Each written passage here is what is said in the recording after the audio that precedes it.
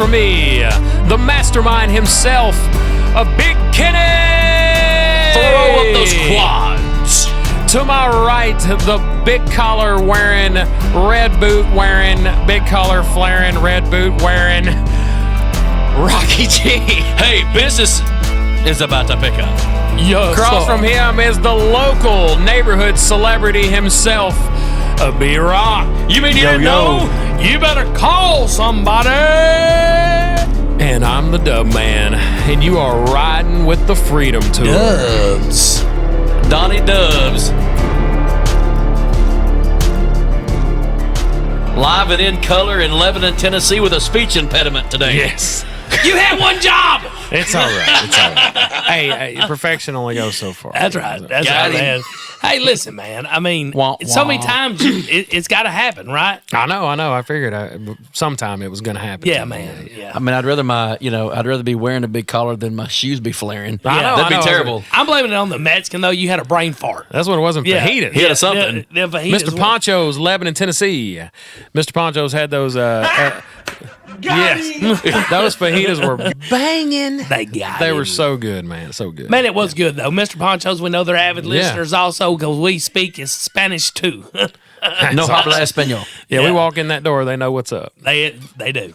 Yeah. Yeah, they put an extra guy on the grill. That's what they know. Yeah. They saw us come in and they said, oh, no. They said, you big boy. I heard one of them lean over and he said, it's Big Jenny's cheat day. Yeah, man. And I went straight for the country burrito. It did. It looked good, man. They got new plates, whole new paying system over there and everything. Everything's looking good over there. It was awesome, They brought that big country burrito, and Tanya's like, hey, look at that burrito Kenny's got. You might like it. Yeah. It had a half pound of bacon on top of it. I'm loaded with bacon. It was loaded with bacon. I loved it. You earned it, brother. I did earn it, man. You did. 42 pounds Let's jump down. into it. How about that, man? Hit that button. Hit that button. Man. Hey, okay, There we go. 42 pounds. You have down lost a today. first grader. I have. You're ahead of me. I'm down about 35 right now. I'm almost the lowest I've been in 10 years.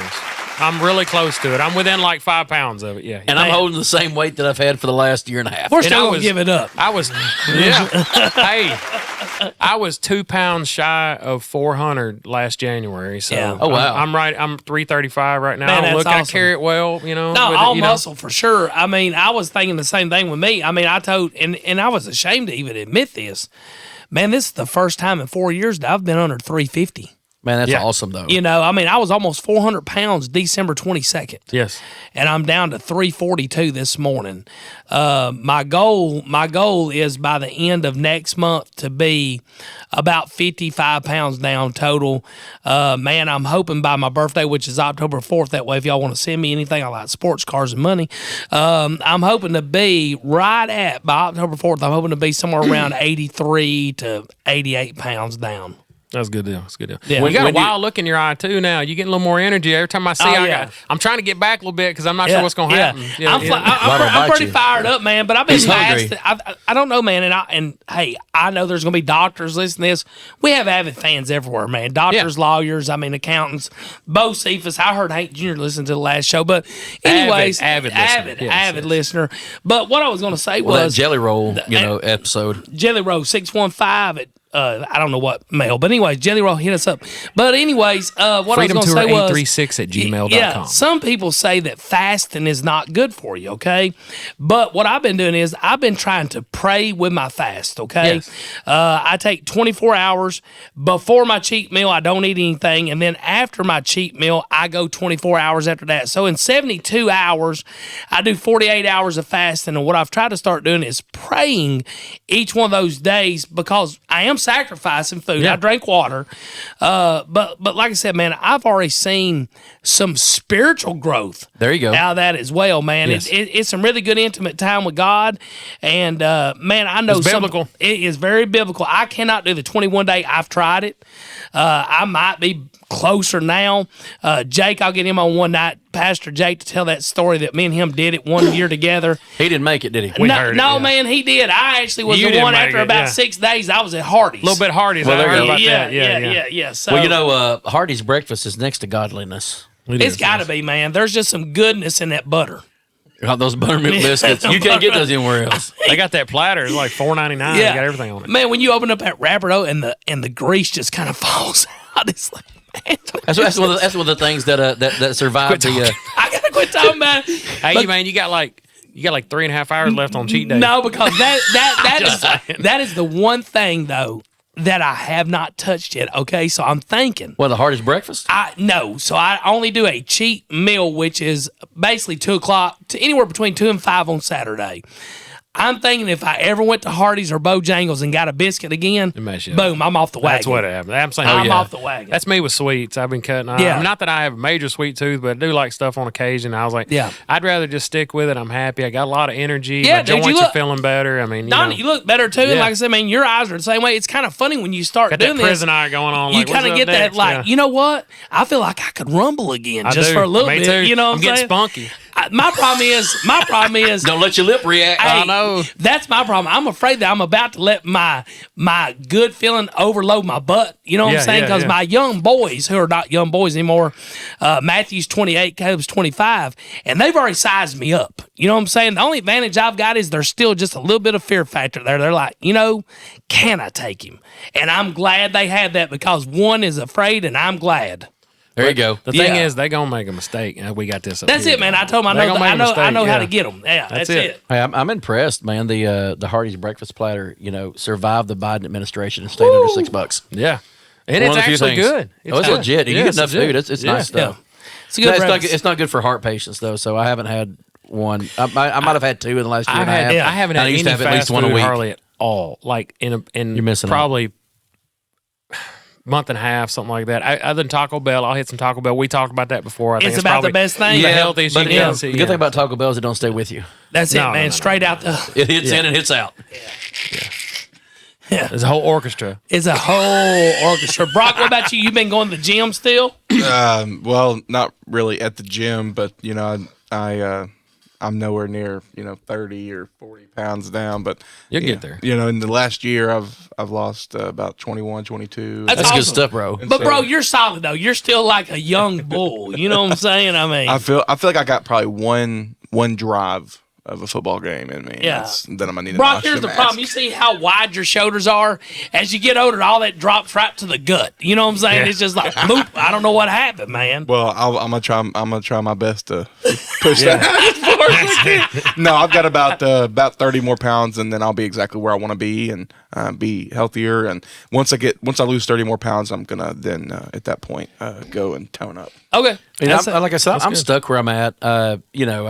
I'm not going to make excuses, but there are some things medically that have caused me to kind of just stick where Yes. I'm at. It's super, super hard for me to lose weight due to metabolism and different kind of chemical imbalances that I have. But I will tell you, at one point in my life, back in 2015, I was in a really bad car accident, and I weighed about 320 pounds when I had that car accident, and I couldn't walk very well for 4 months. So 4 months I was going through physical therapy, not going to work every day. I got to 368 pounds. Yeah. It don't take long. And I will tell you, I went back to work. When I went back to work, the first 30 days I went back to work, I lost 30 pounds just going back to work. Yeah. And then it Swing of was, things. and then no lie, it was another couple of years to get back to the 320. Yeah. But 1 year after I got remarried, so this would have been in 2020, and not due to anything, extensial circumstances, I got under 300 pounds for the first time since I was in college. Yeah. So that'll tell you it was over 20 years I spent over 300 pounds. Yeah. And I made myself a promise that I'm never going back over 300 pounds Yeah. again. And I've been able to keep that promise to myself. Yeah. But, I live in the area of 275 to about 284, and I Yeah. fluctuate inside that 10-pound range. Yeah. No matter what I cut out, no matter what I change, I get to 275 and I just stop. Yeah. And it's just, it's a metabolism issue, and it really is. And there's guys that face this, right? Well, I'll just say low testosterone. I have low Yeah. testosterone, Yeah. and that has slowed my metabolism almost to a stop. And I think you hit the saying that there's a lot of people that have low T and they don't realize that. And they don't even know it. They don't think, even know. oh, They ain't I've get got a checked beard. I got a high Yeah, T. No, yeah. you don't. Well, Go get your blood checked. Well, and you'd be and surprised. yeah. And I You didn't over realize 40, it either. you better start checking Yeah, this better stuff. check Yeah. it. And I didn't realize it because it hasn't really affected any other part of my life. Yeah. My energy is just a little bit lower. but it's the just metabolism. But everything else is fine. But it's just, I wouldn't have known had they not done the blood work. Man, and here's the thing with weight, and I know we're sticking on this way longer than I thought we would, but man, it's like a yo-yo. And my mama lied to me. I mean, I love my mama, and I'd say she did tell me one lie. She just said, boy, you just big-boned. I wasn't big-boned. I'm fat, okay? I mean, I just got to get real. My mama told a lie. I know she loves me, and she's trying to, make the blow softer, I guess. But I've always liked to eat. I will say this. My wife works for a doctor, and he says, and this is very intelligent, he says he's been doing it a long time. He says, you're never going to be small. You just need to be less big. That's it, man. That's a great saying. I like that. And my thing is this. I'm like you, Rocky. I have gotten under 300 pounds before. Man, I've done this about 3 times over the last 10 years to myself. Lose 120 to 125 pounds and gain 130, 140 back. So I told Melanie, I said, here's the thing, though, and I decided to do this before Christmas, which everybody thought I was crazy. I was like, I'm doing this the week of Christmas. Yeah. What? I said, yes, I'm going to go ahead and sacrifice now. And what we did was we didn't make New Year's resolutions this year. We made New Year's commitments. Yep. I'm committed to this. This is a new way of life for me. That's me too. I cannot fall in the trap because, man, heart disease runs in my family.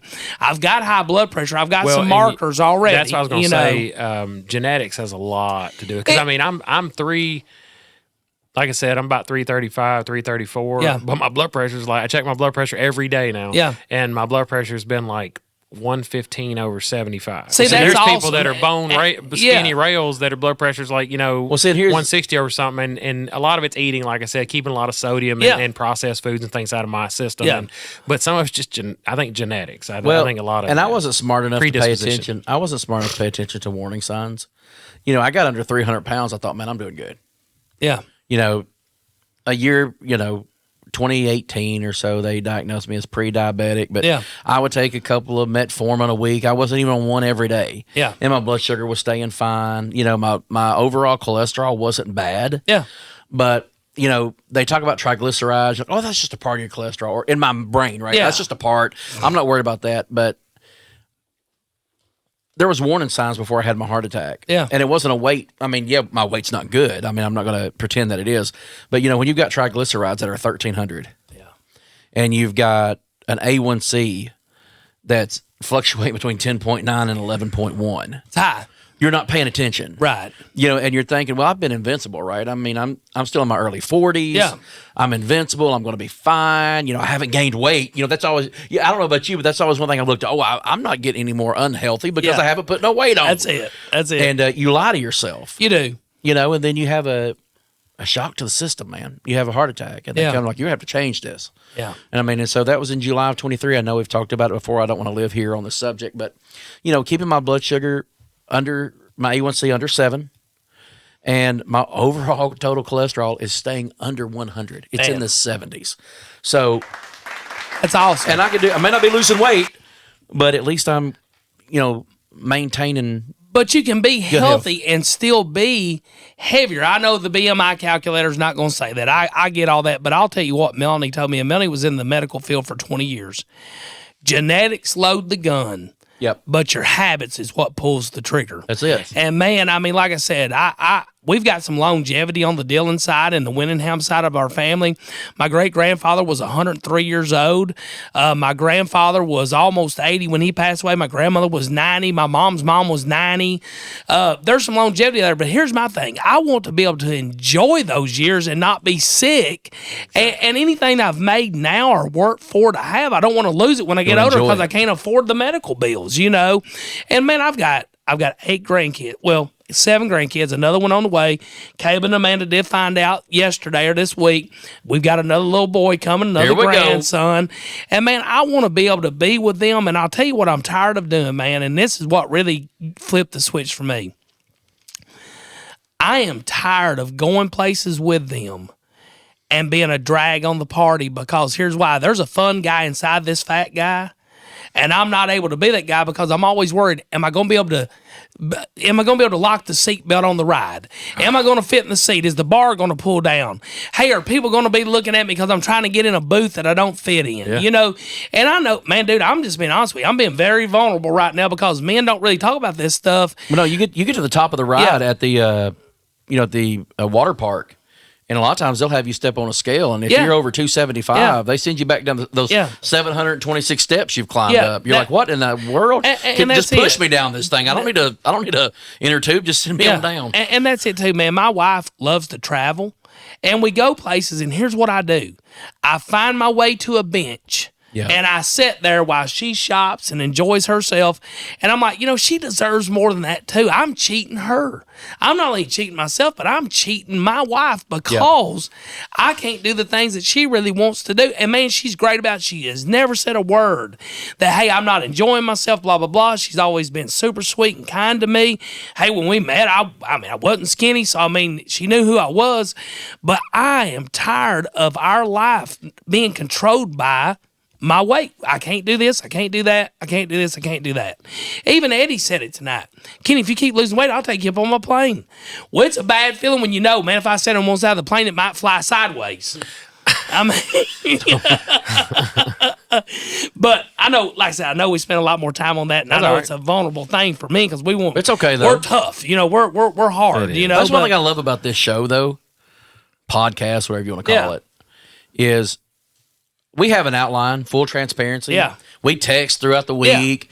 You know, we go to dinner, and we have a general idea of what we think we want to do. Yeah. And then we get in here, and it just it takes on a life of its own. It does. If we didn't have microphones on and we didn't have headsets on, this is exactly how we'd be talking. This is exactly the conversation we'd be having because we've done it. We've sat in Kenny's office for hours. Yeah.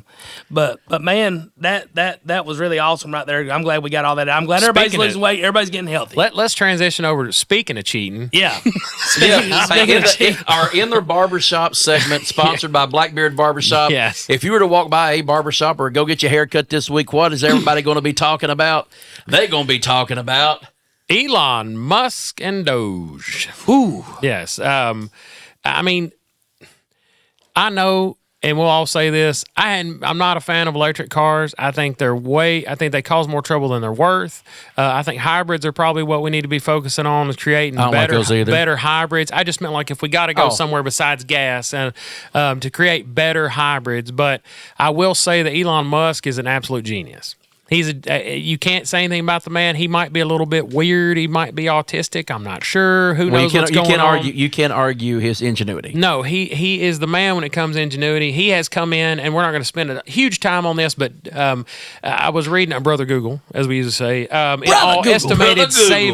Estimated savings from the initial DOGE list of over 500 contracts that NPR found to be canceled runs close to $2 billion. It's going to save the country $2 billion with a B. Billion with a B. And with roughly half coming from the gutting of the Department of Education. And that doesn't mean here's the thing.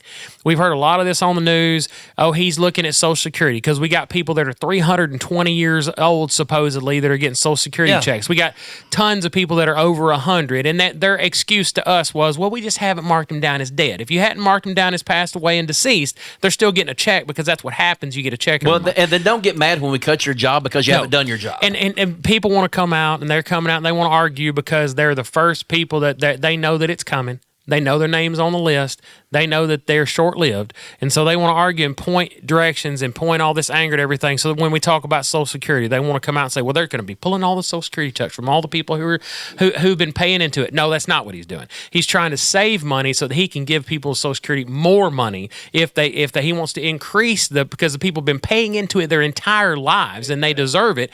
He's wanting to he's wanting to take that money and put it in other directions in the government, other people that need things.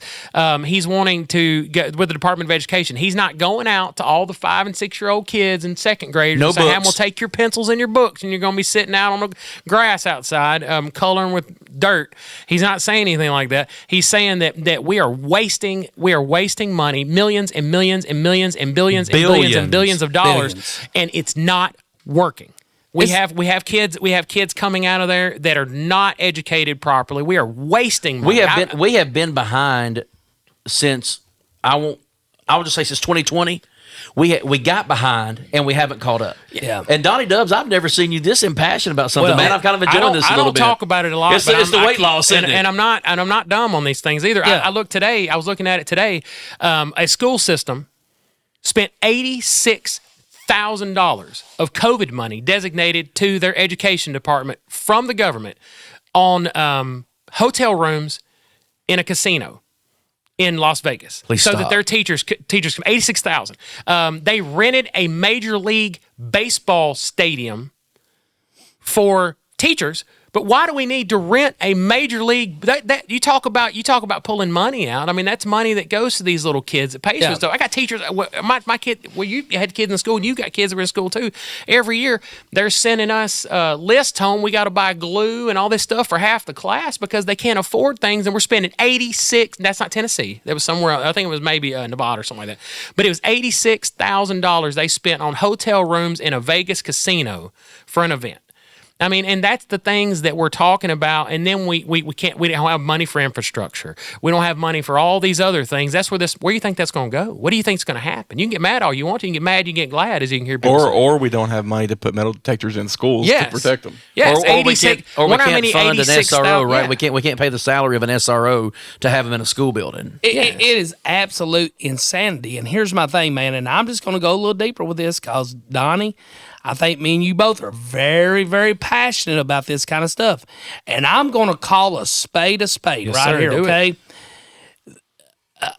This is Democratic and Republican. Yes. There's been a lot of administrations, Republican and Democratic, who have not cut the fat, who have let people keep their jobs that's not doing their jobs. I will tell you this administration has some cojones. They have some backbone and some grit, and they're doing things that nobody ever thought was going to happen before. And the people fussing about this or complaining or saying he's the Antichrist or whatever crap they're saying is this. If they've got a ball team and that ball team ain't winning, they want to fire the coach, get rid of the players. What about the freaking politicians that have been in office for 47, 50 years and never done nothing? No. Well, and you've got like people you said, this is right and left side. This is right and left. They're cutting checks. They're getting money in all these different areas, and now they're going through and finding receipts. They're finding all this stuff done. It's a mess. Yeah. I believe we have just absolutely hit the tip of the iceberg on this of what's really going on. You've got Republicans and Democrats elected to Congress. Yeah. That might have had $100,000 a year salary, and they're leaving Congress multimillionaires. They are, Rocky, and the math does not make sense. And I'm just going to say math this. ain't mathing. People are not standing up and saying anything about it either because they know when they point a finger that person that they're pointing a finger at knows everything about them also, and that they're not willing to lose that money. They're not willing to because everybody knows. Yeah. They can't because everybody's doing it. And I hate to say this, man, because I'm not that guy. I respect my elders. I never want to make fun of anybody's disabilities or make fun of somebody going through something physically or mentally. But you look at Mitch McConnell. This dude, I mean, he sits there and he's drooling down the side of his face. The best birthday present he ever gave us for himself was when he, on his birthday, announced he was not running for re-election. That's what I'm about to say, man. And, I mean, we just had a sitting president, and I know I'm going to get slack from this, and I don't care. But we had a sitting president, the same thing, man. They had to guide him and tell him what stage to go in, what door to go out of.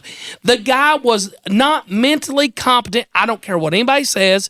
He was not mentally competent to do the job of the United States president, the highest office in the world. Sense. That's not right. That's not left. That's common sense. And I'm gonna say this: people want to make this a black and white thing, or a Republican Democrat. Republican Democrat. This is not. It is common sense. I mean, guys, stop politicizing common sense. That's exactly what I was about to say. And I'll tell you this, man. There's no way, going back to what Rocky said, that you can go into office and only be worth $100,000 or $500,000, whatever, and you come out and you're worth $130 million or $500 million, they don't pay that kind of money, man. No, and they don't deal with same thing with the medical insurance and everything issues we've had in the past. Yeah. They don't deal with the same things as we deal with. Yeah. So it's really easy when they have that no repercussions to anything that they do to sit around and say, "Hey, Larry, what are you voting for? Hey, Betty, what are you voting for? I'm gonna vote for that too because y'all are voting for it instead of what under your convictions." Yeah. And they stack all of these laws, like all these amendments or the different things that they, the bills that they want to put forth. They stack them with so much spending and so much backdoor dealings that these laws that they're passing, they're not even they pay representing. You don't even know what you're voting for. No, they don't want. I've said this before, and it's probably absolutely crazy to say this, but if they would create a way where that you did not know who voted for what, you just knew the vote was passed, we would see a lot of differences. You would see if you look at it, you're looking at 50-50. You're just dividing straight down the line. Yeah. And there's no way in the world that you got that many people that are voting straight down the line and they're voting on their true convictions, right or wrong. But Donnie, I think this though, man, and I think I'm gonna be honest with you, I think this is gonna nail it. People vote their pocketbooks. They absolutely man. They vote whatever they think is going to work best for their economic situation. That is the way that they're voting. They don't care about anything else. And man, I'll say this about Trump. And yes, I voted Trump. I voted for him 3 times. Everybody knows I love Trump. Do I think he's the Messiah? No. Do I think he's perfect? No. Would I want him as my pastor? No, probably not. But here's what I'm going to say. This guy is an American patriot. He's not getting paid jack. He don't need this job. He's got all the popularity in the world. I don't care where he goes. And he's doing it for free. He's not taking a paycheck. That's what I'm about to say. He has stood up. He's had his ear shot off. I guess it didn't get shot off technically. I don't want to be fake news. More than that shot off. But man, if he wouldn't have turned, there would have been more than that shot off. That's right. And man, this guy just keeps coming back for more. And I'll tell you something. There's a reason they hate this man, because he is out to kill the system. And I'm not talking about the Constitution either. I'm talking about the man-made system, the bureaucracy, all the junk that they talk about, these backroom deals, man, and all these political things that they're just scratching each other's back. He's not for that. He's not a politician. No. And just take something as simple as the penny. Yeah. We talked about that. It's as simple as the penny. One decision that they're talking about making, or they may have already made it, but I know they were talking. He wants to stop the minting of pennies. Stop minting of pennies. Sounds so silly. Everybody's that's the dumbest thing. You ain't got anything else better do that. Guess what? Brother Google, 2.4 cents. Yeah, old brother Google. We're gonna do this again. Eliminating the penny could save the U.S. government approximately $200 million annually, because each penny cost over 3 cents to produce, over 3 cents. Okay. Leading to a net loss of about $179 per year in fiscal year. Get rid of the penny. So hey guys, but you know what makes me mad too, because right under that on Brother Google here, one of their potential drawbacks to that is some argue that eliminating the penny could disproportionately affect low-income individuals who rely heavily on cash transactions. Wow, I ain't believing that. And you know what? I'm not. So believing. You're going to affect the low-income communities because they can't use pennies. I got a now? Folgers can full of pennies. Yeah, I'm not believing this, guys. We're already 29 minutes into this show. This is wild. Hey, we're having a good time. Rock and roll, baby. Right? Rock and roll. Yeah. Well, like I said, I've got a Folgers can full of pennies. My granddaddy saved those for me. I guess he thought they'd be worth something someday, and maybe He said they we will. got a bunch of wheat pennies, Wheat don't pennies, we? man. Yeah. I mean, my granddaddy always did say, though, watch your pennies. It'll take care of your dollars. You don't have to take care of your dollars, then. I don't know. And I'll end it with this, because this is real big in the news right now, and I'm sure it's not going to die down by the time this episode hits the airwaves. But they're tossing around this $5,000 kickback to the American people. They're actually going to pass on the savings that the government has stolen. Let's just put it out there. Right, left, everybody. That's government. Yeah, That's I said government. I didn't say Democrats. I said government. I said government. Government. That's he right. absolutely did. They're going to pass that savings back to the American. They're talking about. Yeah. He says it. He'll probably do it. And if you Hey, $5,000 to every tax-paying American. Do you imagine what the economy is going to do off And that? you know what? Elon Musk owns X, Twitter, whatever you want to call it. If you got on there and said something stupid about this $5,000, I hope you don't get your check.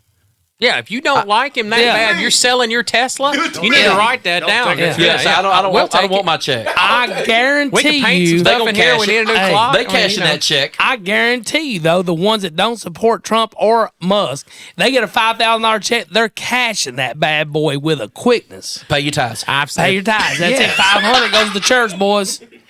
They need to do facial recognition on all those that were protesting and cursing him and singing against him.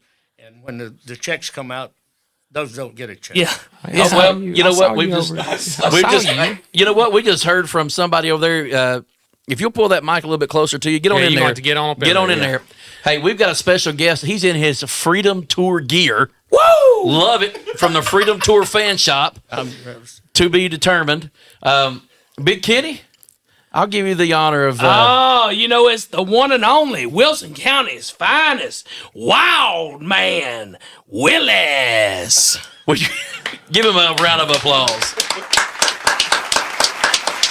Everybody gets a nickname. Everybody gets one. You're going to live with it from now on. When they see you, you're going to be Wild Man Willis. Wild Man That's what it Willis. is. Yeah. And just in case anybody's wondering, yes, Donnie Dubs, you may know this guy. I know just a little bit. Just a little bit. I saw him somewhere. Yeah. Once. Yeah. Might be a little resemblance there. Saw him once. That's your daddy. That's my daddy. Yeah. Yeah. I was at Dunkin' Donuts. He asked me for a nickel. I said, "Get in the car, buddy. You can come on the podcast." No pennies. We ain't gonna have those anymore. That's for a nickel, which costs 11 cents. That's right. That's right. We're losing money every time we bring this guy around. Every time, man. All right. Yeah, he is my dad. Highly talented individual. Aside from being my father, highly talented individual. Was in country music for years, and is actually an ordained minister now. He's come a long way. Got a really cool story. It would actually make a pretty good book. We want to introduce him today. How are you doing today? I'm doing great. Doing great. Pull that in on you a little bit. That mic, you got to sit up. I'm just thrilled to be here Bent down just a little bit. with right the there. Freedom Tour. There you go. Help him out, Brock. Help him out, bro. We got to make sure he gets There in you there. go. There you go. There we go. Yes, I'm just glad to be here I'm proud to be here with the Freedom Tour. I think he's about to break it. I'm proud to be an American. I was like, hold on. He hit the key, man. But yeah, he's about to fire up old Lee Greenwood over there. He's thought he faithful. was. He came last week when we had the technical difficulties and sat Man, to us and made our night. If y'all could have just been here. It was amazing. Yeah. Hey, y'all can look at me. Y'all can be spiritual if you want to be. I was about to throw that stupid computer outside, run over it, set fire to it, shoot it. I had the guns out of the safe. I'm telling y'all, man, I was ticked. Hey, but guess what? Old brother Wild Man Willis. Wild Man Got Willis you right said back in today, the right spirit. dude, he broke out those 6-string wind acoustic on me. I was like, my goodness, I feel so much We talked better. about you all week because we were so mad. We had spent so much time. It was dedicating to that. And then to have that technical difficulty and that ruined things for us. And we care about you guys out there and gals out there that listen to us. So we want to make sure that when we bring you an episode week to week, that you notice we're slowly improving week to week. This one's probably going to be better than the last one. The next one will be better than this one. And so we wanted to make sure that you had quality content. We could have released the last we one, but could it was have, just sound off of a camera. Yeah, this It would week's have been- definitely going to be better than last week's was. Yeah. There wasn't one. Well, so, there's that. Yeah. Last week was a Yeah, it was. You know, I've got a question for you, Don. And I'm always usually the guy that likes to throw the curveballs or come up with the crazy questions or whatever. I just like a good sense of humor, man. I've always found that laughing is a good medicine. And I know that we've got some serious questions for you too. But I want to ask you a question. Don't be spiritual with us here now. But what is the craziest road story that you've got? Because I know that you've been on the road with some of country music's biggest stars back in the day, and I know there were some wild times. Now, if it's going to break the statute of limitations and you're going to be convicted of a crime, don't talk about that. We don't want to change the rating of the show either. Yeah. So you might not be. And we shall never disclose the true identity of the pantyhose. That's exactly right, man. And here's the thing: this is the Freedom Tour. We don't want him to get convicted and not be free. Yeah, exactly. So the best story you've got it's that's not in going to the get you name. locked up. Freedom. Well, guys, I was Pull it up a little bit. Get close. working for George Jones. He had come to Birmingham, Alabama, and I was my band was the house band there, and he was turning the club that I was playing in at the time into a Possum Holler Club because he had one on Printer's Alley, and it was going great guns. And so he decided to open some franchises nationwide. And he was there. My band was we were doing the dance sets, and of course George and Jack Green and Jeannie Seeley were doing the performing sets. And his manager came to me and said George wanted to see me in his room and in the office, and so I went in there, and he offered me a job opening Possum Holler Clubs around the United States and booking with his talent agency. So I was actually a chief of police at the time. I was in law enforcement. And believe it or not, he sold me on it. The next day, I bought an El Camino, and it was just Classic. And I took the El Camino and went down to the bus line and traded my El Camino as a down payment on a bus. And then the sad part was I couldn't get the guys in the band to go with me. They all had obligations. They couldn't go with me. The steel player is the only one who could go. So me and the steel player and my first wife headed out for Nashville, and I was supposed to do a show the following week for George Jones' Possum Holler in Crawfordsville, Indiana. Anyway, I was able to get to Nashville and put everything together, get a group together. And I remember I hired a keyboard player, and I saw his name at the union, and he said, "Yeah, man, I'd love to go." And I said, "Okay, we're going to come by and pick you up." And we got over to pick him up at his apartment, and I got all the other musicians, hired them from bands playing down on Lower Broad. I had everybody but a keyboard player. So we went to pick him up. When he opened the door, it was totally dark inside his apartment. And he said, "Yeah, my gear's right in there if you got..."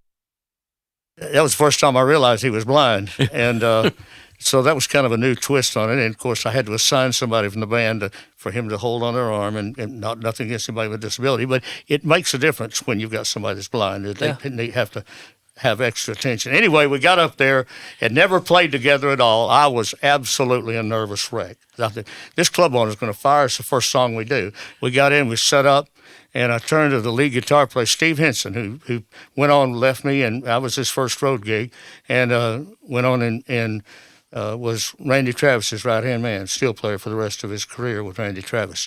Steve's doing studio work now. But Steve was playing a Fender Telecaster. He had a steel set up. He could play steel and lead guitar. And the club owner came and sat down right at the edge of the dance floor and just sat there watching us. He said, "How long is it going to be before y'all do one?" I thought, oh, my, we're in trouble. We've never played a note together. And somebody must have smiled on me, because I turned to the steel player or lead guitar player, and I said, "Do you know Fraulein?" And he said, "Yeah, I know Fraulein." I said, "All right, kick it off." And I counted it off. I had a Mexican drummer named Joe Rodriguez, and Joe came with a down lick, and we kicked off Fraulein, and it was absolutely amazing. You'd have thought we'd been playing together for years. And that club owner just fell back and just in awe of the sound that we had. And I was absolutely amazed. I was almost in tears, to be honest with you. But I was afraid this is it. First song, it's going to fall apart. And he's going to say, what? So, but it came together. Well, I was going to say, we worked there 3 weeks, waiting on George to come in and do his show. And did he no-show you? Well, I'm getting there. So the night that George was supposed to come in, we waited. And, of course, the Jones boys came in and set their equipment up and next to ours. And we had it was a big club. And we had a club full of cowboys. And they were pretty rowdy. And I asked Gary Wheatley, who was a Georgia steel player and a friend of mine, I said, "Gary, where's George at?" He said, "Don, I got some bad news for you." And I said, "What?" He said, "George ain't gonna make it." I said, "No, man, don't tell me that." He said, "He is in an airplane flying around over this place right now, flying around over the city with Shug Baggett, which was his manager at the time, and Shug was into the cocaine, and George got George into the cocaine, and they both bought a bunch of it, and they were up there snorting and flying. Or flying and snorting. No-show Jones, baby. He said, "I can tell you now, George will not make this show." And I said, "Well, I can tell you now that I'm leaving because these Cowboys ain't going to accept that." He said, "You got to go out there and make them think George is going to be here next set." He said, "Just get your stuff off the stage. You and your boys get your stuff into your bus, Don," because he said, it's going to be a mess. So Oh, my Lord. I told the guys, I said, load it up, guys. So I went out and I lied. Al, I'm sorry, I lied to everybody. I said, George is excited about this crowd. We told him what a great crowd's here. Boy, they cheered. Them Cowboys, hollered and drank a couple of beers. And I said, George will be here. We're going to get our stuff off stage and everything. And then George is going to come in. He'll be here next year. We're going to take a break here. We loaded our gear. I've never loaded a bus so fast. And we loaded gear into the bus. We got in our bus, and the Jones boys had just put in the last amplifier under their bus when out the back door of the club came about 20 Cowboys. And I told my bus driver, I said, Jim, gun it. And he floorboarded that bus, and we got that double-decker scenic cruiser out of there. They were behind us, and they couldn't go forward because the way the traffic was, it was taking us, have to weave through the traffic to get out, so they were stuck behind us. Those Cowboys broke nearly every window out of George's bus with beer bottles. They were hollering and screaming and throwing beer bottles, and I said, thank you, Lord, that we are in front of this mess. And Lord, I lied, but thank you for preserving me in the midst of my sin. George, you need to land pretty soon. The only thing I could think He's still of up there. The only thing I could think of when he looked at them and said, "We're not doing this," was this right here, and I don't know why. I've had choices Since the day that I was born. There were voices. Yeah. Hey man, and they say, "Get the heck out of that club, man." they called him No Show. Yeah. No Show Jones. That's what I was. Don, I've got to know this though, man, because I wrote this down. I got to know this because I know the curiosity's killing everybody. By the way, George Jones, he's not an avid listener of the Rest show, in but he peace. would have been. Fraulein, how's that go? Because I've never never heard heard that song. Fraulein? Far across the deep blue waters lives an old German's daughter. On the banks of the great river Rhine, there I loved her and left her, but I can't forget her. She was my pretty Fraulein. Wow, that sounds like a Sing cheap. it. Wait, keep going. Keep and that's- going. but that's- Fraulein, walk down by the water. You never heard that? Pretend that your hands No, dude, that sounds like a holding Gene my- Watson great. song. Yeah, it's a great song. Who sung There I that? loved her and left her, but I can't forget her. So who made that famous, Don? I mean, who? Webb Pierce. Must not have Webb been too Pierce. famous. Okay. You never heard of it. Well, no, man. I love it. And just the tone maybe of Don's voice, but it almost sound like a Gene Watson song Well, or something. I don't know that that's what I would open with, though. Well, I and don't want to punch them yeah, with something. yeah, yeah. Oh, Fraulein. Well, There's two songs in my whole life that there's only remind 3 me. chords in it. The reason Okay, there you go. That's the easiest one to play, boys. We're nailing this one. There's two songs in my whole life that remind me of my dad, and it's Fraulein and Tulsa Time, Don Williams. Oh yeah, Tulsa Time's a And good one. those two, because he'd sound check with Fraulein all the time. Sound check with Fraulein because it had just good range to it, chest Yeah. and mics and stuff. I just remember for years when I played with him a little bit. I just thought about something though. sound checking. Probably easier for the Mexican drummer though. I mean, it sounds like a slow one. I mean, Yeah, you know, nothing too crazy. Yeah, well, and I kind of like, that's where the story started. Yeah. Right, but how did you get there? A little bit about, your childhood, your testimony. What led you? Start kind of early. Where'd Yeah, you start? all right. Where'd you grow up? How'd Well, everything go? Family and Some things like music that? stuff. Yeah. How'd you Well, get I there? was born Yes, you were. in Coleman I can County, tell. Coleman County Hospital. You were born. I can attest to the fact that this man was born. Born. Yes. My dad was a pool player. He was a musician. He was a pool shark and musician, gambler, and actually ran moonshine over the Southeast. Yeah. Him and my grandfather. It was a family business. They're the I'm original ashamed to Dukes of say, Hazzard, man. Yeah. Yeah. But- How many cars did he have the first year of his license? He had close to 20 cars or something like that. The first year he had his license. Oh, Yeah. I remember But- them talking about it because he's but- running moonshine. I'm yeah, sure that's probably and why. they were sitting low. He'd run his suspensions in them because they sat low when you loaded all that moonshine in them. But he finally got busted. I remember being this is strange, but I remember being at my grandmother's house, and the sheriff's department showed up, and all them deputies and shining flashlights around. And I said, "Granny, what are they here for?" She said, "Son, they're here to find your granddaddy's moonshine still." They went back in the cornfield and looked all around for it. He didn't have it there, but they raided the place, and that was my first experience with law enforcement. But my mother divorced him because of his evil ways, and when I was 5, we went to live with my grandparents. My grandfather was just the opposite. He was a Methodist preacher, circuit preacher. preaching 3, 4, and 5 churches at once, and he'd just travel to each one on a different Sunday. And that's when I really first, he was like a father to me, and had a good upbringing there. But that's when I first started singing. I would sing along with the radio, and he heard me sing with the radio one day, and he said, we were going to the barber shop. So he said, come on, let's go to the barber shop. And I went down there, and he said, no. And I wasn't expecting it. And he said, the Everly Brothers had a song out then called Bebop-A-Lula. And I know that so song. he said, we were sitting around in on the cane bottom chairs in this old Mayberry barbershop, and it got quiet for a minute, and he said, well, Donnie, he said, why don't you sing one for these guys? I thought, what? He said, yeah. How old were you? Go ahead and sing. 8. Oh, okay. Yeah, 9, somewhere in there. And he said, sing one for these boys. And he said, I'll give you a nickel if you do. And he threw a nickel out in the middle of the floor. And which is 11 cents. Cost 11 cents to make it. First thing you know, he said, do a little of that Bop-A-La-Loo. And I said, Bop-A-La? He said, you know that song you sing? Well, it's Bebop-A-Lula. So I stood up, got out in the middle of the front, Bebop-A-Lula, she's my baby. Bebop-A-Lula, don't mean maybe. And all of a sudden, them other guys started throwing a nickel out here and a dime and a quarter. And man, I looked at that money and I said, this could be something. This could lead to something here. And I remember about the third time that I had done it at the barbershop, we were on the way home. And this is a funny story. I'll never forget Granddaddy on this. And I pulled out a $5 bill. And I was looking at it. Man, I thought, wow, this is awesome. I'm rich. And he said, boy, he was driving. He said, boy, where'd you get that? And I said, that guy in the red hat there at the barbershop gave it to me. He said, my Lord, son, we got to turn around and take it back. He was drunk as Cootie Brown, so he'll come looking for both of us when he's sober. So. And he made me take the $5 back. Hey, and back in 1843 when he was doing that, $5 is a lot of money. That's like could have bought a car. Y'all heard that's wrong. But anyway, we went, my mother eventually remarried, and she married a lifer in the Navy.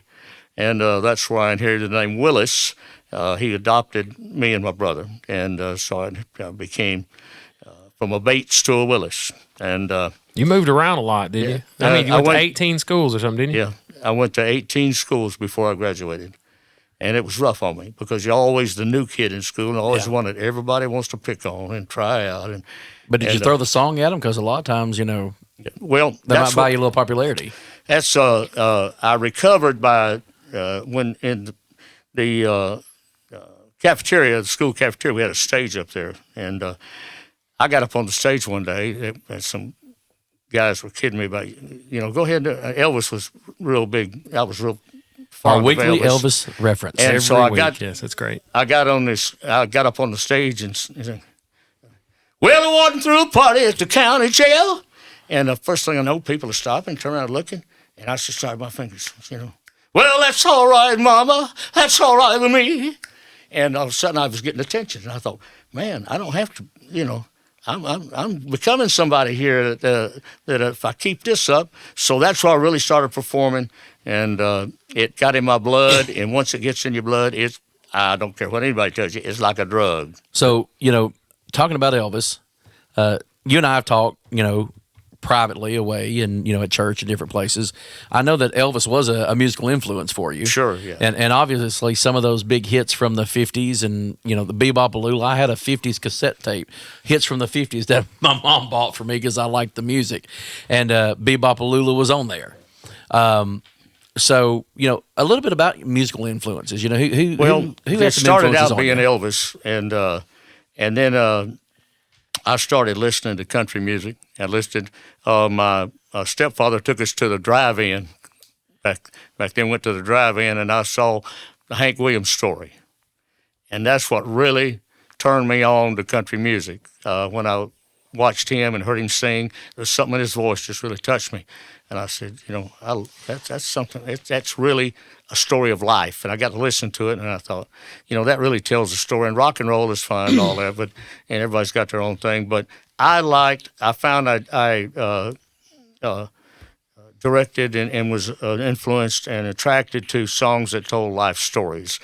about real life, about divorce, about love and love lost and love won, and overindulging in life's indulgences. And so I started gravitating towards country music. I ran away from home when I was 16 years old. Got into a major thing with my stepfather, and he punched me. And that night, I loaded up my gear in a '63 Chevy truck and headed out to Nashville. And actually stopped on the way to Nashville in Coleman, Alabama, where my real father was, because I really didn't know at the time. And so he carried me, believe it or not, he went with me to Nashville and paid for me to do a demo session up here in Nashville. And, of course, my mom and stepfather put out, they called the sheriff's department, and they were looking for me. So they finally found me, and I had to go back home. But that was my first trip to Nashville, but I loved it up here and decided to come back again. So I started putting bands together and would work on the weekends and do some around doing different shows as we could. And wound up getting, when I left George because of the drug habit, obviously. I wasn't getting paid. And it was hard to catch up with him to get my money. So my band members don't like that, and they got bills to pay. Got to pay the band. That's right, got to pay the band, guys. And so I hooked up with a talent agency, and I'd done some work with a couple of his artists, Jerry Lee Lewis, and heard of that guy?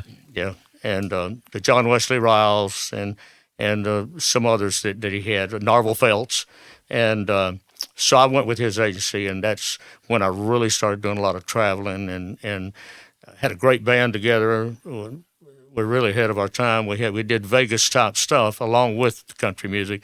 We did a 50s show. We did what we called the Dang Dole Opry, which was a comedy show that we did. And then everybody said, "Man, you need to do something by Elvis, doing a little Elvis thing." So the first thing I did was Elvis. I just turned up my collar and do a couple of Elvis songs. Well, that got so popular till my bass player's wife was a seamstress. She traveled with us and watched after that one right there. And so when I was singing, so she made me custom-made outfits.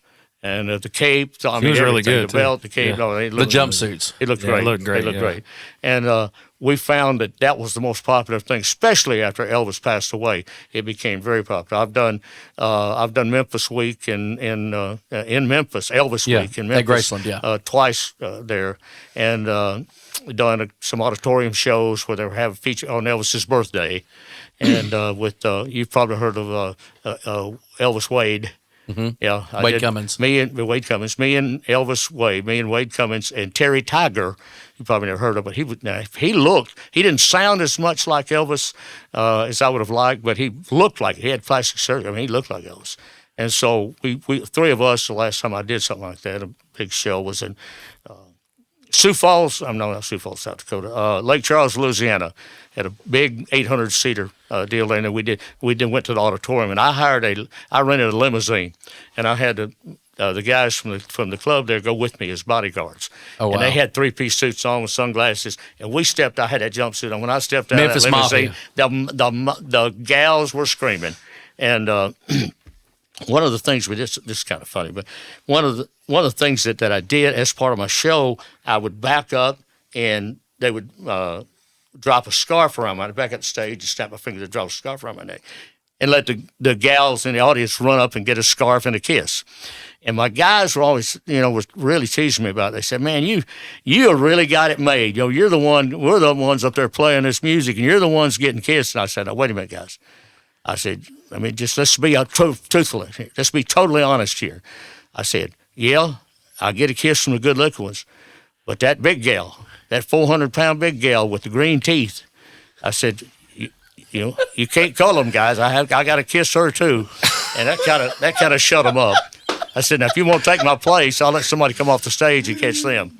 Oh, that's the good. But we had a lot of fun. Trade them out, man. And Donnie, one thing that amazed me about Donnie is his love of Elvis. But I got to tell you, when we would rehearse, I would put his car seat in the floor, and he would be right in front of the stage. Well, when my first wife was pregnant, she carried him up to like 3 days before he was born, performing on stage.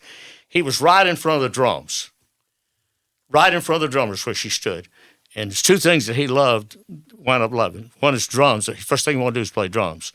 The second thing, I was going by his room one night, and I was disassociated. I had a 24-hour business when I got off the road, and I didn't get to spend a whole lot of time with him, which I regret. We've made up for it. But I was going by his room, and I heard Elvis playing. And I thought, what in the world is Elvis doing playing in my son's room?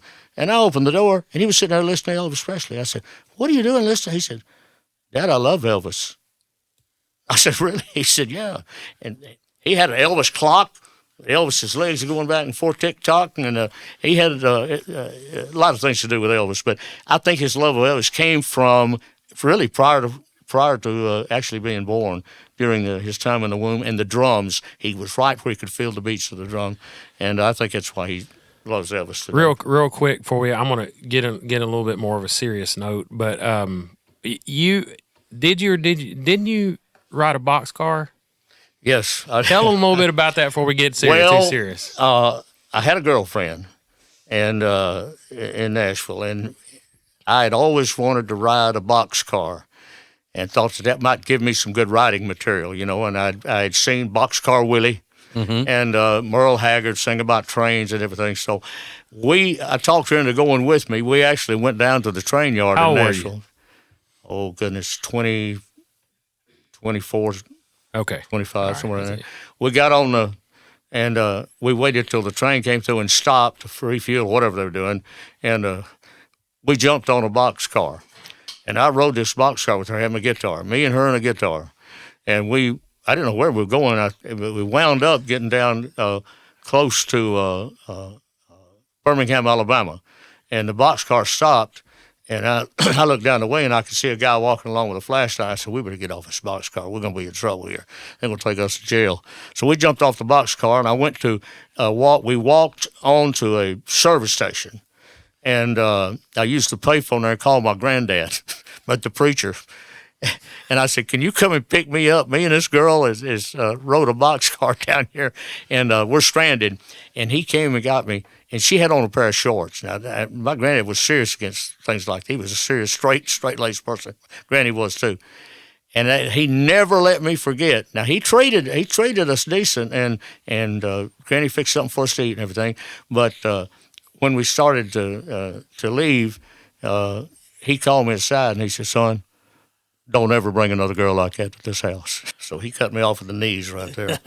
I want to ask you, when you don't spend a lot of time on it, but we know it's fun because we know about our past. We know you had a history in country, and you're in ministry and stuff now. Obviously, you're an ordained minister. And but when did you actually accept Jesus? Well, when I was young, I was brought up right, and of course, I tell a lot of people, when I was young, I had a bad drug problem, and they look at me and I say I was drugged to church every time the door was open, and that's my granddaddy saw to that. But he instilled in me.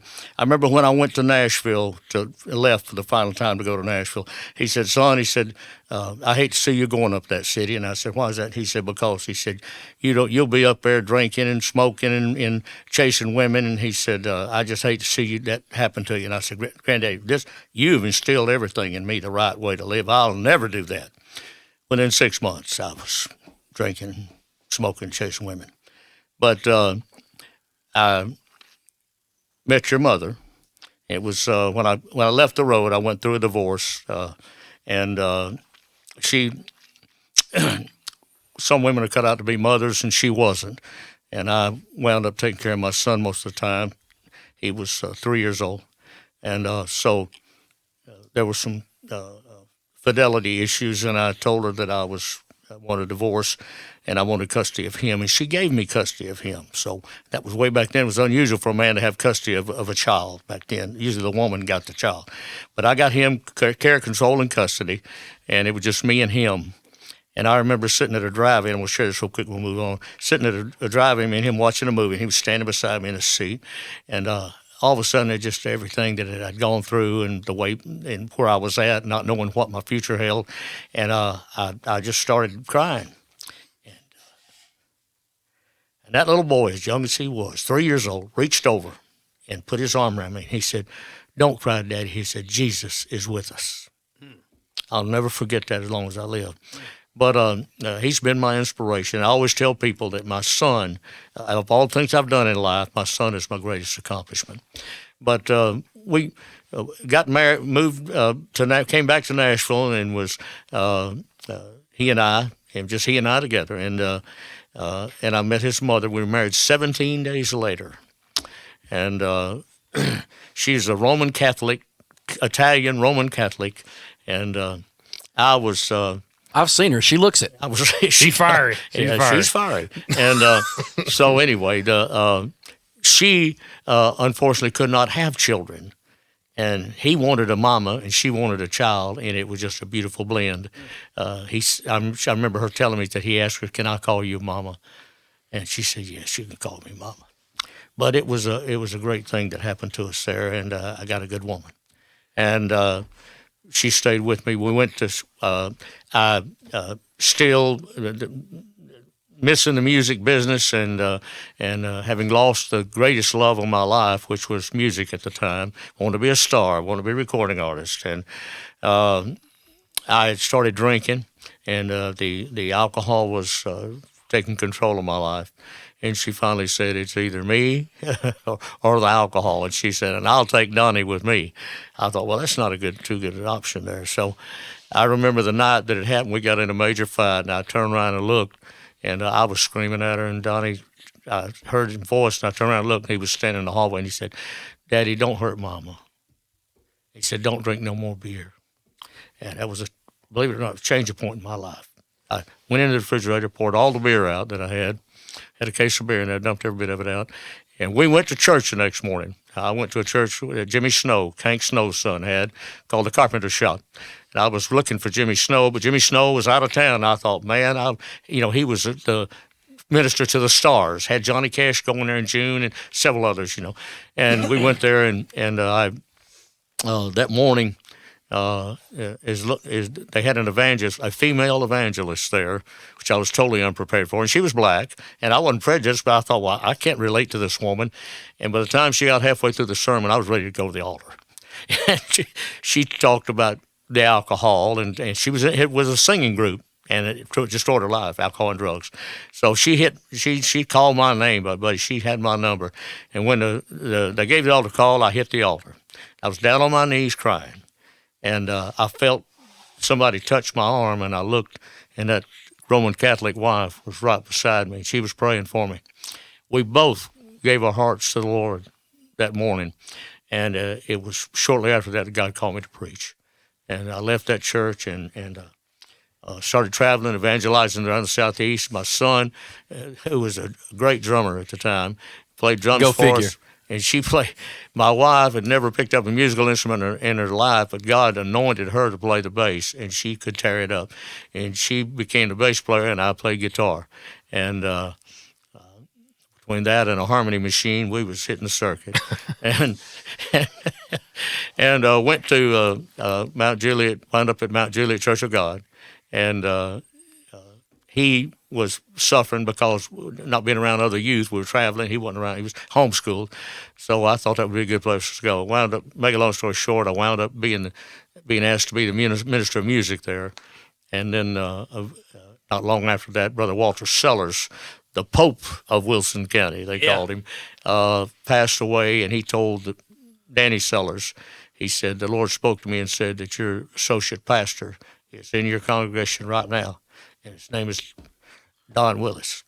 And Brother Danny came to me and said, "Dad told me that God spoke to him and told him you were to be my new associate pastor. Would you accept the job?" And I said, "Well, let me pray about it." But I didn't have to pray very long. And I took over the job. And we were there for 25 years.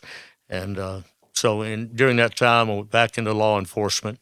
And it's been, 16 years with the Wilson County Sheriff's Office, and then retired once and went with Watertown to have something to do, and now I'm back into law enforcement again.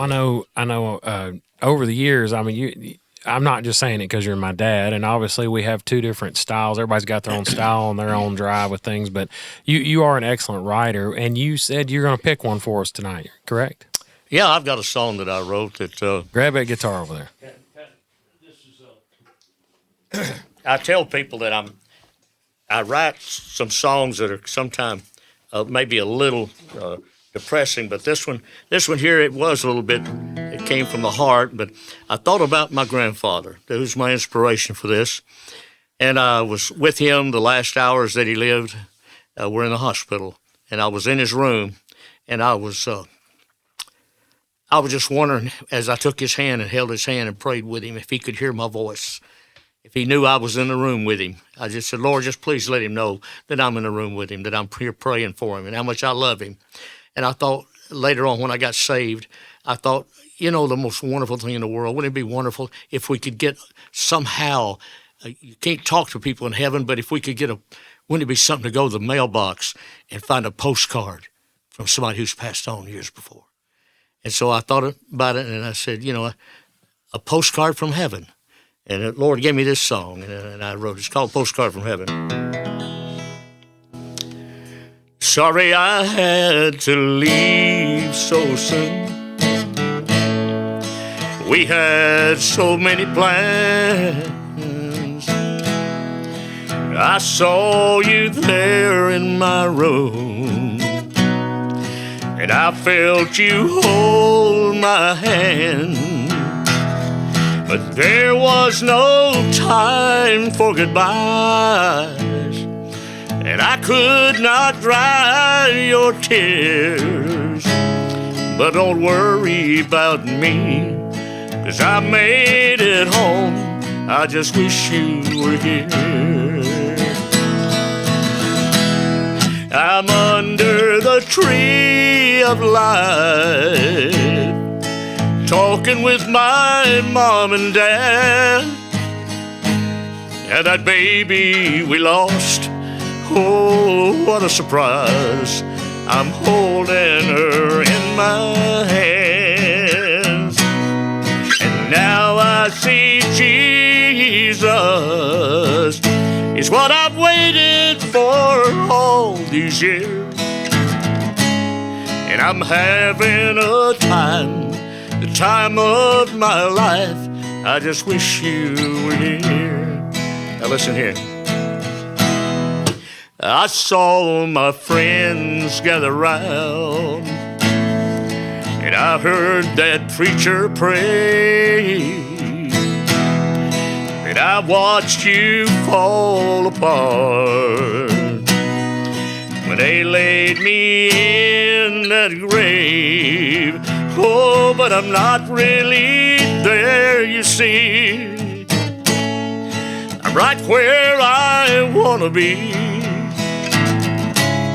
and I'm waiting for you. I wish you were here in heaven with me, 'cause I'm under the tree of life. I'm talking with my mom and dad, and that baby we lost, oh, what a surprise. I'm holding her in my hands, and now I see Jesus. It's what I've waited for all these years, and I'm having a time, the time of my life. I just wish you were here. Oh, and now I see Jesus is what I've waited for all these years. Stay close to the cross, 'cause it's worth it all. I just wish you were here.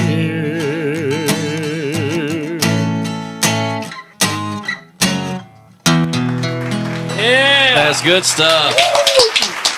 Thank you. Thank you very much. That was pretty awesome. That's good stuff right there. Now, every single time we have a guest on the show, we have something called "You're Who We're Hanging With" tonight. So we got three Hanging with the boys. Man. Yeah, hanging with Wild Man Willis here on the Freedom Tour podcast.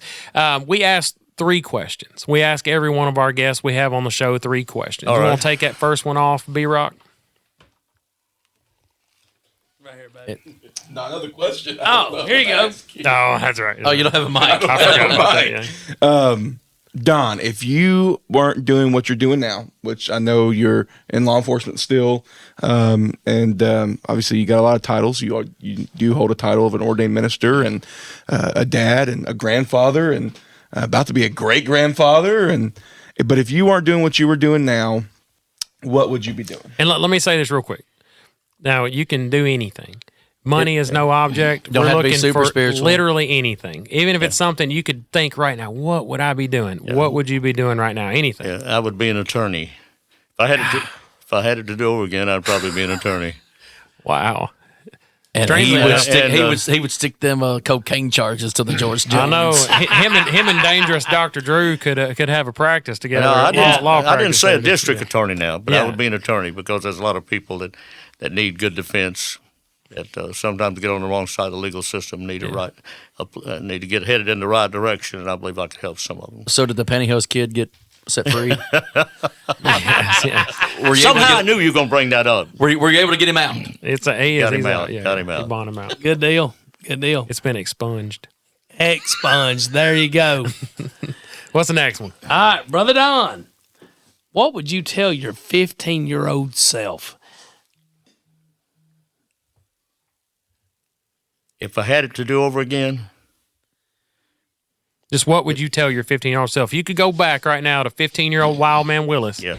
Wild Boy Willis. Watch them girls in them shorts, probably. There you go. There you go. Don't get on a box There you go. Don't No boxcars. don't be dissuaded from your dream, and keep God close, and keep family close, keep God close. Don't get out in left field with your life, and remember what your priorities are, your spiritual priorities. Because I actually wrote a song, and what I consider to be one of my best songs is called "Wasted Years," and I wrote that about my life because that was one thing that I was so ashamed of when I got saved, that I wasted so many years of my life. Yeah, I had a good time, some of it, and it was, enjoyed the thrill, enjoyed the standing ovation, enjoyed the applause and so forth, but that was for nothing. That didn't further my influence, didn't further my life, my spiritual life at all. And so if I had it to do over again, I wouldn't have wasted so much time. That's what I'd tell that 15-year-old. All right, last question on here. You want to hit him with that one? Okay. And No super spiritual answer. yeah, we try to avoid the super obvious, right? The super spiritual. I mean, because everybody's going to say, "Well, I'd go Is see it bad Jesus." we always have to say that? We I have mean, to. I feel like people are just obligated. Yeah. They get around They feel like us. they feel like they have to say, "I would go sit at the Yeah. feet of Christ." Yeah. Yeah, But yeah. So we have got the Freedom Tour time machine, All right. and Donnie likes to tell you it's got unlimited sweet tea And a reverse Right. button. and a reverse Yeah. button. So you getting to come home, baby. You get to come home. But if you had a chance to hop in the Freedom Tour time machine and go anywhere at any time, where would you go? Well, in the time machine, it's going back. Yep. Wherever you want to go. Yeah, I would have. No limitations. Believe it or not, you stole one of my answers. You stole my answer in a previous podcast that y'all did, but I would have liked to have been at the Elvis concert that he did live from Hawaii. Okay. That's where I would have liked to be. If I could be somewhere I wanted to be, that would. Of course, I'd love to go to Jerusalem and spend time there too. But we're talking about as far as something that would thrilling. I think Yeah, that would it's have been fun something stuff, that I yeah. would have Just loved to me. have done. The Aloha from maybe you would have caught the belt. I wrote a song. The closest thing I got to Elvis, I wrote a song called "I Can't Find the Feeling." It was my national release on Chart Records, and a song I wrote, and I sent it to Elvis, and I didn't get a letter from Elvis, but I got a letter from Elvis's dad, Vernon, Okay. and he said, "Don," he said, "love the song." He said, "Elvis loves the song, but he's not cutting anything right now." He said, "If we decide to cut it, we'll get in touch with you and let you know."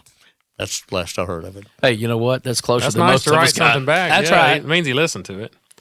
All right. Let's go ahead and acknowledge our sponsors right now. As usual, tonight we want to acknowledge Blackbeard Barbershop, the one and only barbershop in Lebanon, Tennessee. Blackbeard gear, Blackbeard baby. gear, yes, sir. Blackbeard Barbershop, 300 North Maple Street, Lebanon, Tennessee at The Mill. Go see Daniel, get your hair did, get you a man pedicure up there. He's got all kind of stuff going on. Great merch. manicure. I think he's up to 14 different stylists up there tonight, 14 different barbers. So if you can't get a haircut with that, we got issues. I also want to give a shout out to one of our sponsors, Riggins Construction, Big Rig. Custom Home Builders, Lebanon, Tennessee. Riggins Construction, TN.com. Get that custom house built. Quality, integrity, everything that you need when you're going to be having your family there. You're going to be there for a while. Just want to thank them tonight. Thank you, guys. Thank you so much. We're going to real quick before we go out this evening. This episode's been a little bit longer than usual, but before we go out this evening, we want to do something we do every single episode is that 60 seconds of Bible with the boys. And tonight, our special guest, we won't call him Wild Man Willis for the devotion. We'll call him Don Willis for the devotion. Brother Don Willis for the devotion. Don. Give us 60 seconds. We're going to count you down. Reverend. Ready, boys? 5, 4, 3, 2, 1, and go. Okay, ladies and gentlemen, our scripture tonight comes from 1 John 4:8. It says, anyone, I'm paraphrasing here, anyone who does not love does not know God, because God is love. Amen. Let me tell you guys, just to put it bluntly, we love because, and we fell in love because of something somebody was or something somebody wasn't, because of something somebody had or something they didn't have, or something somebody could do or something they couldn't do and didn't do. And that's the reason we love. We love from the heart. We don't love from the spirit most of the time. And but the nice thing about God is that he is love. And that means that we can't make him love us more. We can't make him love us less. Now, I recall the story of the guy that was in prison, and the guy had a prison ministry, and people kept telling him about this one guy that they wanted to get into the prison ministry, get him to come in and join them on Sunday, and the guy never would show up. So finally, he actually got permission and went to his cell, and he said, "Sir," he said, "we would love to have you come be part of our prison ministry here and come and join us and worship with us." And he said, "Preacher," he said, "I can't." He said, y'all preach love. And he said, "God don't love me." He said, I'm unlovable. And he said, "No, that's where you're wrong." He said, "What are you in here for?" He said, "Well, I'm ashamed to say it." But he said, I was an alcoholic. He said, "I got drunk one night," and he said, "I beat my 6-year-old daughter to death in a fit of rage." And he said, "That's why I'm in jail. That's why I'm doing life in jail." And he said, "Well, let me tell you something." He said, as hard as it is for you to believe, he said, God loved you before you did that. He loved you while you were doing that, and he loves you now. He said, God don't love you because anything you've done, you can't earn God's love, and you can't destroy God's love. He said, now God will let you get out in left field and go the direction you want to go away from him. But he said, God is love. God always loves. He loved you then. He loves you now. And he said, you're not unlovable. No one that God has created is unlovable. And so Amen. That's what we need to realize. When he said God loves you from the spirit, man, That's right. that just It's deep. that got me there. It's deep. Yes, We sir. love from the heart, but God loves from the spirit. God Yes. loves us because of who he is, not because of who we are. And he doesn't have to. I mean, it's who he is. It's not an action. He doesn't have to do it, or he can't undo it. He's just who he is. Amen. I'm going to say this, and I'm going to make this real quick, but man, I thought about this week, that before the very foundation of time or earth or whatever, God was already sending a Savior. He already knew. It didn't surprise him. It didn't surprise him that man was going to mess up or man was going to fall. Before the very foundation, he was already sending a Savior, and his name was Jesus. The first Adam brought sin into the world, and the second Adam took it out and defeated hell, death, and the grave, and that man's name is Jesus. Amen. And he loved us in spite of it. In spite of it. And he That's loves what you I in say. spite of what you're going to do. That's right, man. That's right. It's amazing. And that's what we want to end on tonight is this, guys, is You might be sitting there tonight and you might be high as a kite. You might have a needle in your arm. I don't know. You might have just snorted a line of cocaine. You might be sitting there about to smoke an 8-ball crack. I don't know where you are. I really don't, but God will meet you where you're at right now. He won't let you stay there. He won't let you stay the same.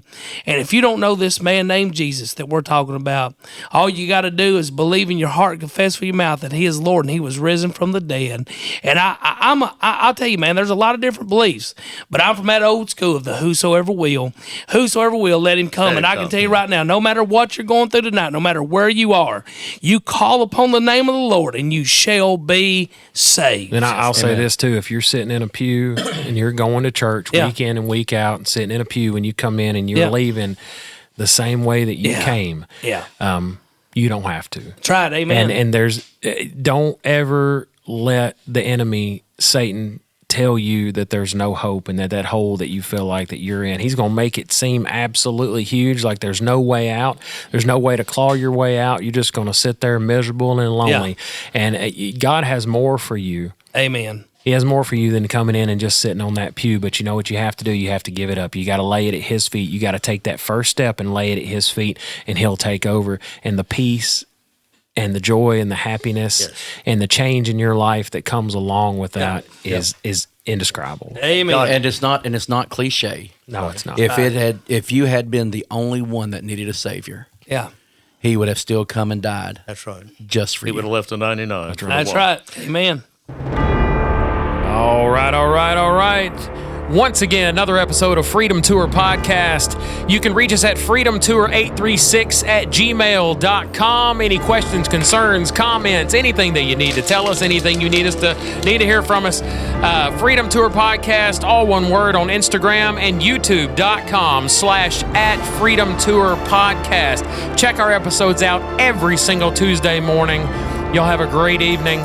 And thank you for riding on the Freedom Tour. We may be wrong, but we don't think so. Nope.